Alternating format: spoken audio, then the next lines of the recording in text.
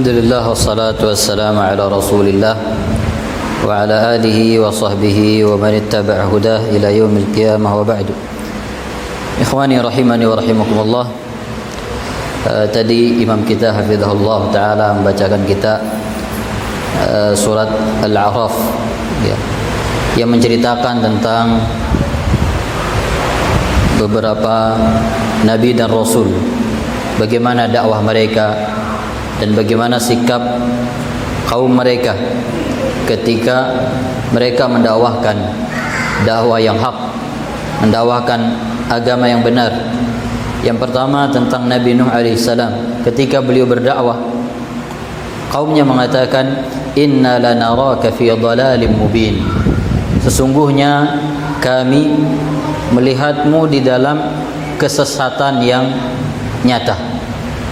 Ini balasan kaum Nabi Nuh kepada Nabi Nuh alaihissalam, yang mana beliau adalah salah satu dari ulul azmi minar rusul, tapi tidak lepas beliau mendapatkan sikap yang seperti ini dari kaumnya. Begitu juga setelahnya Nabi Hud, kaumnya juga mengatakan, inna lanaraka fi safahatin wa inna lanadhunnuka minal kadhibin, sesungguhnya kami melihatmu di dalam kebodohan dan sesungguhnya kami meyakini engkau termasuk orang-orang yang berdusta. Ya. Ini kepada kaum Nabi Hud. Begitu juga setelahnya Nabi Saleh,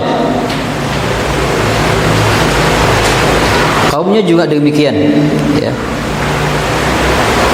Mereka tidak taat kepada Nabi Saleh alaihissalam, bahkan menantang Nabi Saleh. Dia mengatakan, wa qalu ya Salih u'tina bima ta'iduna in kunta minal mursalin.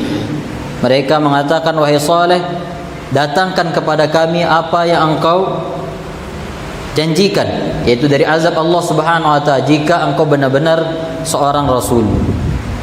Begitu juga Nabi Lut, begitu juga setelahnya Nabi Shu'aib, dan begitu juga yang didapatkan oleh Nabi kita Muhammad sallallahu alaihi wasallam, dan begitu juga yang akan didapatkan oleh pengikut Nabi Muhammad sallallahu alaihi wasallam sampai hari kiamat.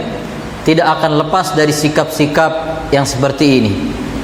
Bahkan bukan hanya sekedar omongan, bukan hanya sekedar cacian, bahkan tindakan-tindakan yang anarkis, ya, yang bisa melukai bahkan membunuh. Lihat Bani Israel, betapa banyak nabi yang mereka bunuh.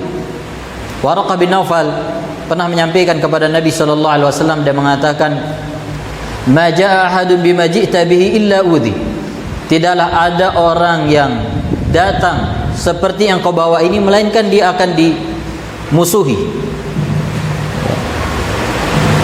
Makanya Nabi sallallahu alaihi wasallam kemudian ketika Waraqah menyebutkan dia, yaitu Nabi sallallahu alaihi wasallam akan dikeluarkan oleh kaumnya, Nabi sallallahu alaihi wasallam heran, apakah saya akan dikeluarkan? Amukhrijiyahum, apakah mereka akan mengusirku dari tempat tinggalku?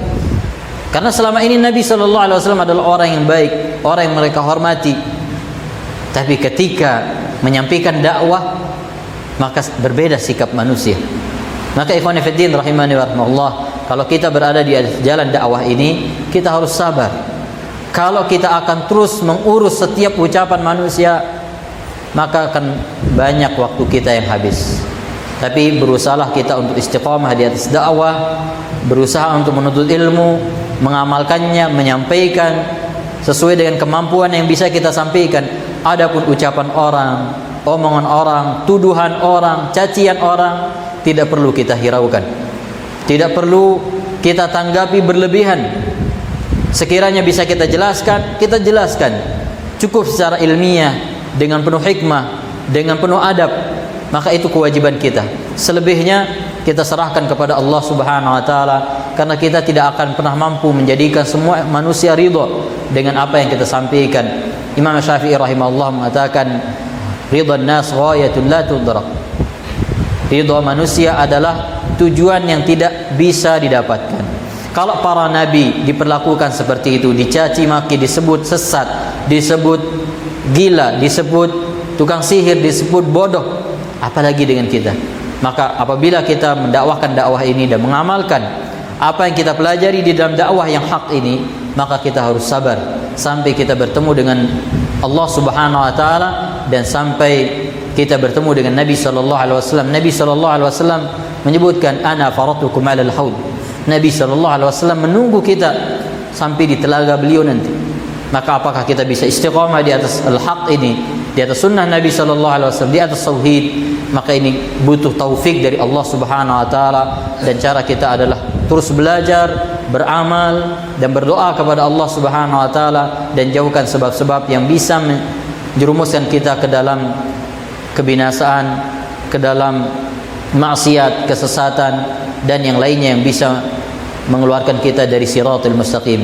Semoga Allah Subhanahu wa taala memberikan kita taufik untuk bisa istiqamah di atas al-haq, di atas agama yang benar ini, di atas sunnah, di atas tauhid, dan semoga Allah Subhanahu wa taala mengakhiri hidup kita di dunia ini dalam keadaan baik. Wassallallahu ala nabiyyina Muhammad wa akhiru da'wana alhamdulillahi rabbil alamin.